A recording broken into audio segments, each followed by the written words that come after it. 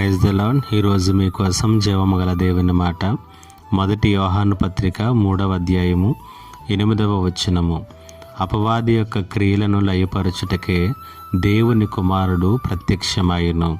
ఈ సమయంలో ఈ మాటను గురించి మనము ధ్యానము చేసుకుందాం.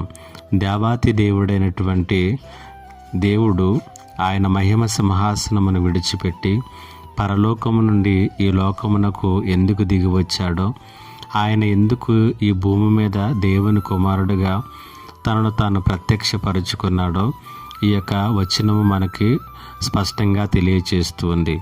1 యోహాను పత్రిక 3వ అధ్యాయము 8వ వచనంలో యోహాను తెలియచేస్తున్నటువంటి సత్యం ఏమిటంటే, అపవాది యొక్క క్రియలను లయపరచుటకే దేవుని కుమారుడు ప్రత్యక్షమాయెను. అనగా మానవ జీవితమును పాడు చేసి మానవ జీవితమును పాప పంకిల జీవితముగా చేసినటువంటి సాతానుడి యొక్క క్రియల నుండి, బంధకాల నుండి మనలను విడిపించటానికి, వాటిని పరిపూర్ణంగా లయపరచటానికి ఆయన ఈ లోకములో ప్రత్యక్షమయ్యాడు.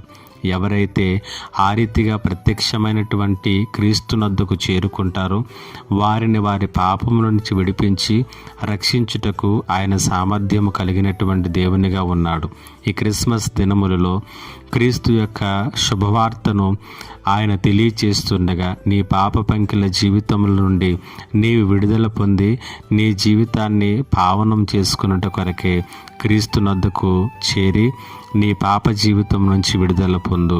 దేవుడు ఈ మాటల చేత మిమ్ములను బలపరచునుగాక. ఆమేన్. ప్రార్థన. మా గొప్ప దేవుడా, నీకు వందనాలు. ఈ మాటల చేత ప్రతి ఒక్కరిని బలపరచమని యేసు నామములో అడిగి వేడుకొనుచున్నాను తండ్రి. ఆమేన్.